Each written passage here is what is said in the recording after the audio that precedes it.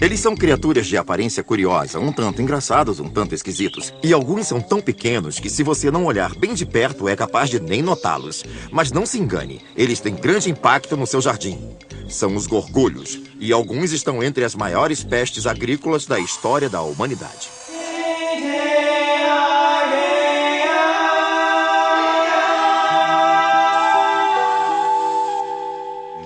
O mundo secreto dos jardins. Gorgulhos. Distribuição Sinapse. A palavra gorgulho é um termo bastante comum que as pessoas aplicam a uma porção de criaturas diferentes. Todos, no entanto, são besouros. O que os distingue são as partes da boca alongadas de uma espécie de bico, com as mandíbulas na extremidade, parecido com um grande nariz. O que também os diferencia são suas antenas, que na maioria das vezes são articuladas, como que dobradas em seu comprimento, e apresentam estruturas em forma de porrete na ponta. Quando eu era garota e colecionava insetos, a coisa legal sobre os gorgulhos era que quase sempre eu podia identificar os que eram gorgulhos. Eram pequenos, de casco duro e com esse focinho diferenciado, meio parecidos com Jim Durante. É claro que a outra coisa notável era que quando eu via os adultos sobre a vegetação, estavam quase sempre copulando. Me impressionava bastante como indivíduos podiam gastar tanto tempo fazendo aquilo sem se sentirem nem um pouco expostos.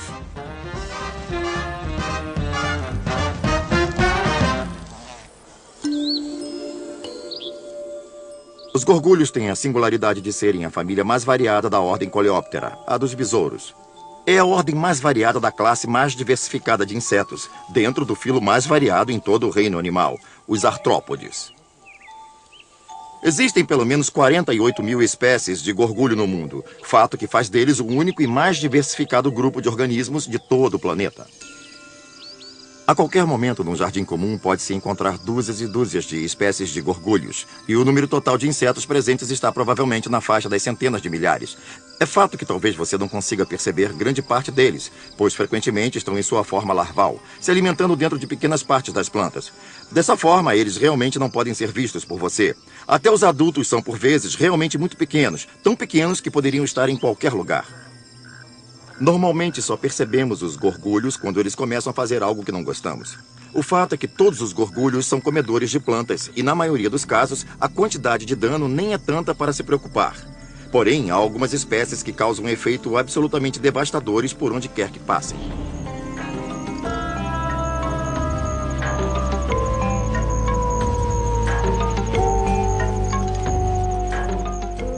Provavelmente a infestação mais significante seja a da broca do algodão, que é responsável pelo uso de quantidades inacreditáveis de pesticidas. As colheitas tornam-se quase impossíveis de se realizar de modo eficiente com a presença desses gorgulhos, pois eles atacam justamente o broto das plantas de algodão e destroem a parte que produz o tufo do algodão. Assim, reduzem em grande quantidade o rendimento, transformando uma colheita que poderia ter muito valor em um enorme desperdício. O que ocorre com as brocas do algodão é que elas são eficientes máquinas reprodutoras e também conseguem ficar à frente dos pesticidas usuais. Então, cada vez que um novo pesticida é desenvolvido para tentar controlá-los, eles imediatamente começam a desenvolver resistência. O que ocorre é uma verdadeira queda de braços. Nós encharcamos o campo com centenas de litros de pesticidas e isso quase não surte efeito para eliminar a broca do algodão.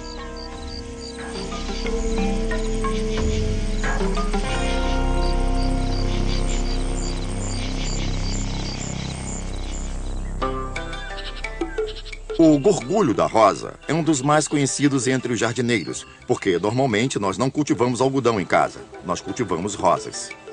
A fêmea do gorgulho põe os ovos nos botões. Elas vão mastigando para dentro até formar uma cavidade onde depositam os ovos. E elas têm mandíbulas bastante eficientes. É por isso que possuem o bico bem comprido, porque assim podem penetrar mais fundo sem ter que fazer um buraco muito grande, o que atrairia possíveis predadores. Assim, mastigam através de diversas camadas de tecido. Depois se viram e depositam seus ovos dentro daquele espaço. Isto quer dizer que ali terá uma larva que ficará bem protegida e irá se alimentar por dentro do miolo da flor. Mas os adultos são a parte mais problemática, pois são eles que perfurarão os buraquinhos na flor enquanto se alimentam. E quando o botão desabrocha é que se notam essas grandes massas, que deveriam ser belas pétalas de rosa, e se descobre que estão crivadas de buracos. Isso essencialmente destrói o desenvolvimento da flor.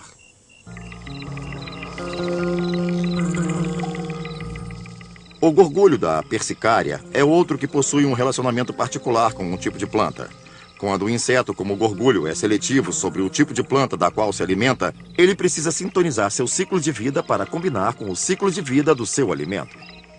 O que se vê, por exemplo, é que os gorgulhos da persicária, que comem as partes das flores, aparecem em grande número quando a persicária está em floração. A persicária é uma planta bem interessante. Algumas variedades são lindas flores de jardim, mas outras são, na verdade, ervas daninhas e bem difíceis de eliminar. Mas o mesmo gorgulho devora os dois tipos. Então, dependendo de qual variedade você tenha no seu jardim, o gorgulho pode ser um aliado ou um inimigo. De fato, acontecem numerosos casos onde os gorgulhos são realmente úteis. Por isso, se você assume que todos os gorgulhos são sinônimos de problemas, você deve ter cuidado para não julgá-los precipitadamente.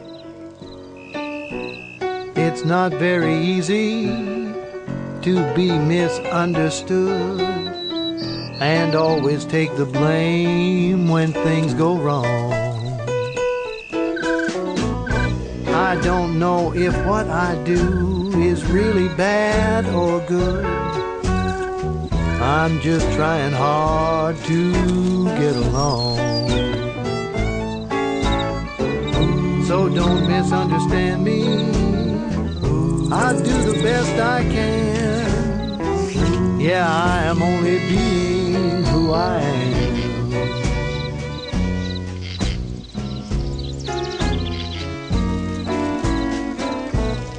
I can find much happiness in doing simple things. I don't have a worry or a care. But trouble seems to follow me with all the strife it brings. The other side of life is hard to bear.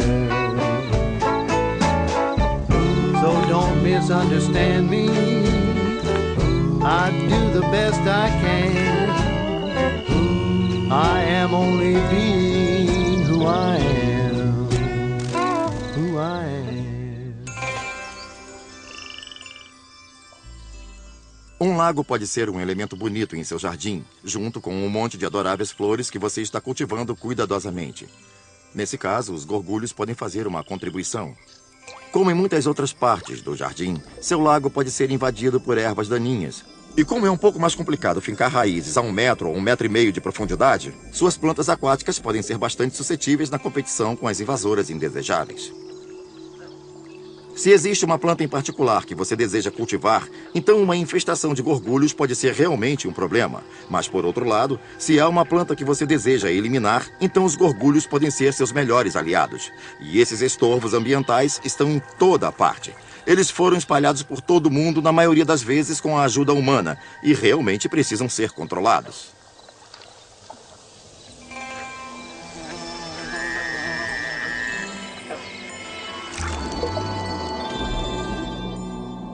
O problema com a mil-folhas eurasiana é que esta planta foi retirada de seu ambiente original e inserida em outro lugar. Ela foi trazida da Eurásia para a América do Norte e, infelizmente, obteve um enorme sucesso. O ambiente é propício para que ela se desenvolva, pois não possui o contingente usual de criaturas que se alimentam dela para manter seu crescimento sob controle.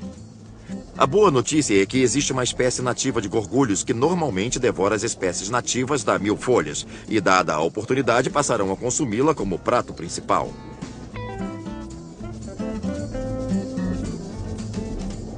Observamos situações em que eles podem devorar essas plantas inteiras até as raízes e dizimá-las quase completamente. O problema é saber todas as circunstâncias que permitirão que isso seja bem sucedido em toda parte. Assim, foram feitos todos os tipos de experimentos para tentar mover esses gorgulhos e manipulá-los, para que consigam erradicar as mil-folhas eurasianas com sucesso. Atualmente utilizamos a mesma abordagem com outras plantas, como por exemplo a salicária púrpura, que foi introduzida do Velho Mundo para o Novo Mundo e se tornou um problema expressivo em alguns terrenos pantanosos, onde ela sufoca as outras vegetações. Nesse caso, foi necessário voltar ao Velho Mundo e coletar um punhado de espécies que se alimentam da salicária púrpura e inseri-los no ambiente daqui. De fato, se obteve um grande êxito na redução do problema. Os gorgulhos também foram usados para controlar outras espécies de plantas nocivas, ervas daninhas como o cardo canadense, que apesar do nome é uma espécie invasiva da Europa. Então procurou-se um gorgulho europeu para poder controlá-lo. Desta vez não foi uma tentativa muito bem sucedida, porque o gorgulho que foi trazido para lidar com o cardo canadense parece ter desenvolvido um gosto inesperado por algumas outras variedades de cardo. É um risco que se corre. Quando se combate fogo com fogo, você se arrisca a sair queimado.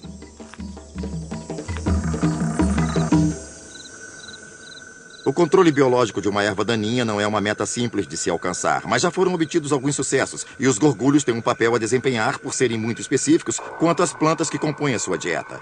Se conseguirmos descobrir como usá-los, esses gorgulhos tornam-se aliados úteis de um jardim.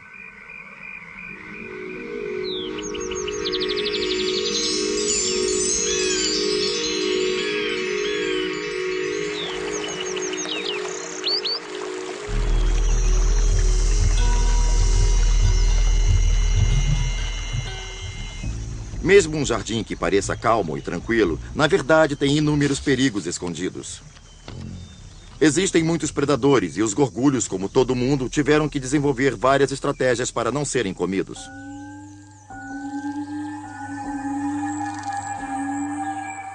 Uma das características que os gorgulhos desenvolveram muito bem é o hábito de se fingirem de mortos. Essa é uma ótima maneira de se proteger de predadores, pois a maioria das criaturas procura seres vivos, e se você parecer morto, quem irá querer você? Mas o que ajuda na verdade não é o fato dos predadores pensarem que você está morto, é o próprio sistema deles que está sintonizado em movimentos. Eles espreitam alvos de um certo tamanho que se mexem, e se você não se mexe, você escapa de se tornar um alvo.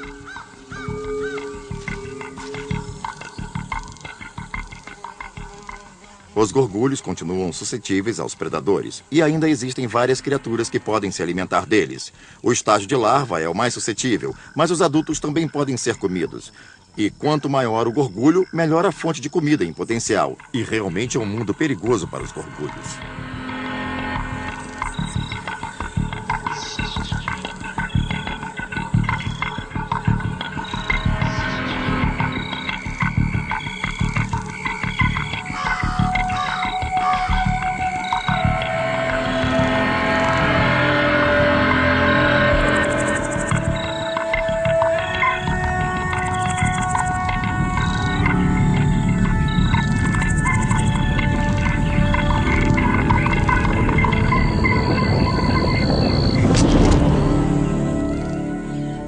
Contudo, os gorgulhos têm outra defesa, pois são difíceis de serem engolidos. A maioria, como muitos besouros, é impenetrável e difícil de se comer. Então, muitas vezes você verá predadores pensando: ora, isso não vale o trabalho.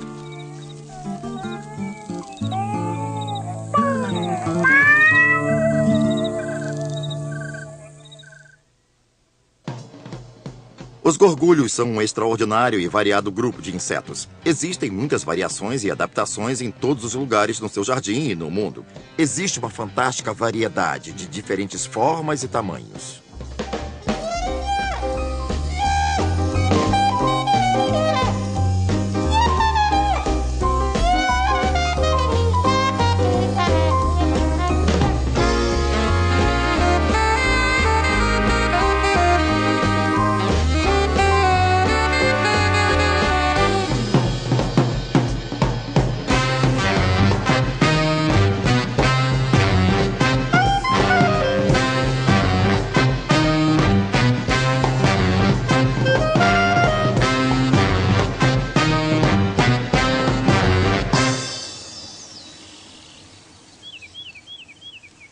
Uma espécie interessante que você encontrará no seu jardim é o gorgulho do hibisco.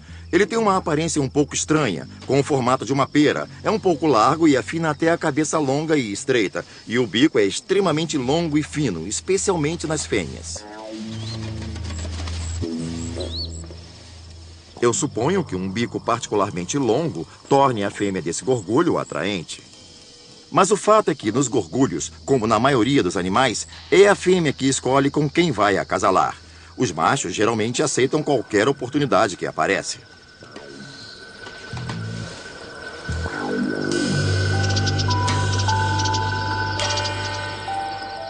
O motivo das fêmeas possuírem um bico mais longo que o do macho é porque o macho só usa seu bico para se alimentar.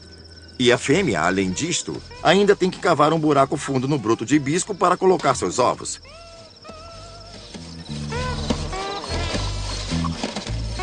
Você pode ver uma porção de machos permanecendo nas costas das fêmeas, mesmo já tendo acabado o acasalamento. Eles continuam ali para impedir que outro macho tenha sua chance. Eles querem ter a certeza de que todos os ovos que serão colocados sejam os que eles fertilizaram.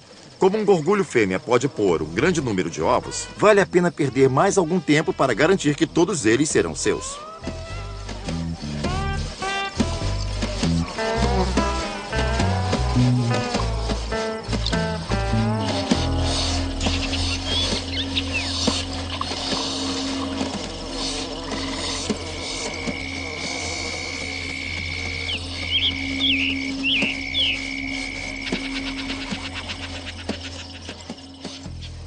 Depois que saem dos ovos, as larvas comem os embriões de semente, cavando-as e se alimentando do que há no seu interior. O que significa que quando você for colher as sementes do seu hibisco para plantar no próximo ano, encontrará uma porção deles com buraquinhos e as sementes não vão germinar, pois tiveram seus embriões comidos.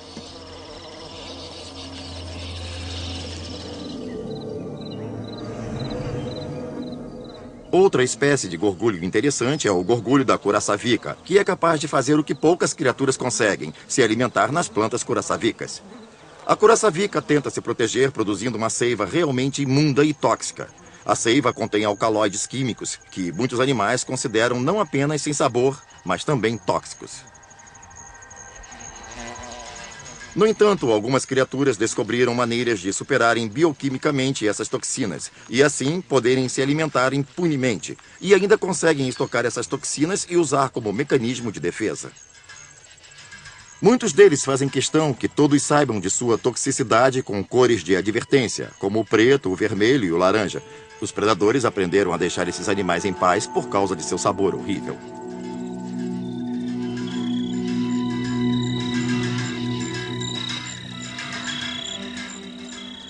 Os gorgulhos de curaçavica adultos, embora não compartilhem das cores de advertência, certamente fazem parte da multidão de sabor horrível e são capazes de se alimentar nos caules e folhas da curaçavica.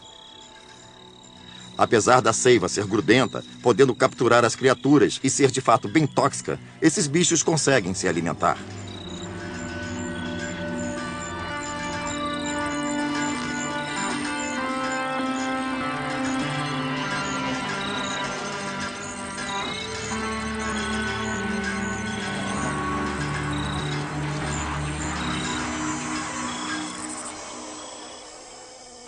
O gorgulho da curaçavica consegue uma vida protegida por causa da sua relação com a planta tóxica.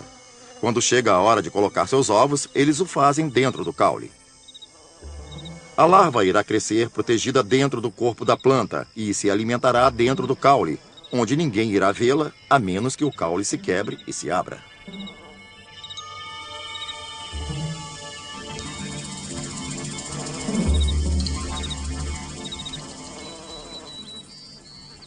Uma vez que a larva termina de se alimentar na planta, está pronta para o próximo estágio de seu desenvolvimento, o estágio de pupa. Para fazer isso, ela tem que deixar a planta, cavar através da parede do caule, cair no chão e entrar no solo, onde pode se transformar em pupa com segurança.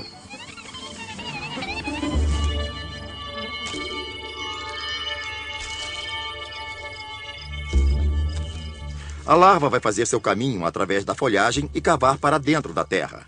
E é lá que sofrerá a transformação física da forma larval para a forma de um gorgulho adulto.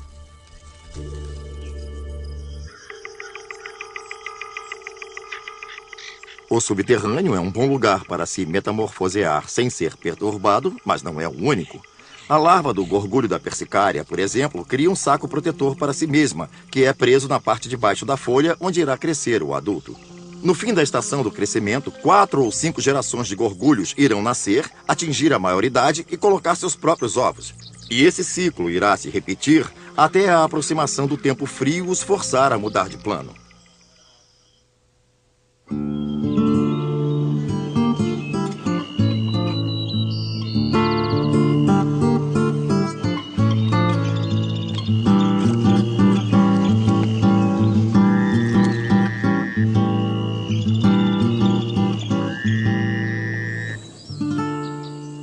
Com a estação do verão chegando ao fim e as flores começando a morrer, o que toda planta e animal que vive na zona temperada tem que fazer é começar uma estratégia para poder atravessar o inverno próximo. Os gorgulhos, é claro, não são exceção. Como todos os insetos, eles começam a parar seu metabolismo quando a temperatura diminui bastante. Nesse ponto, eles têm 2 alternativas: a morte ou a procura por uma maneira de prosperar. A maioria dos gorgulhos gasta a maior parte do verão se alimentando, acasalando e colocando ovos nas suas respectivas plantas. Mas quando a estação acaba e eles não precisam mais se alimentar nas plantas, eles geralmente caem das folhas e chegam ao chão.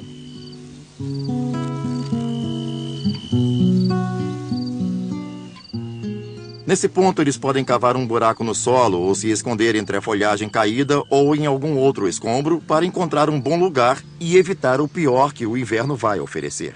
Se tiverem sorte, serão cobertos de neve, o que garantirá mais isolamento. E se pararmos para pensar um pouco, a forma adulta dos gorgulhos é perfeita para enfrentar o inverno. Com seus corpos duros, pequenos e perfeitamente adaptados para se esconder debaixo da neve. Dormentes, mais seguros, esperando a primavera.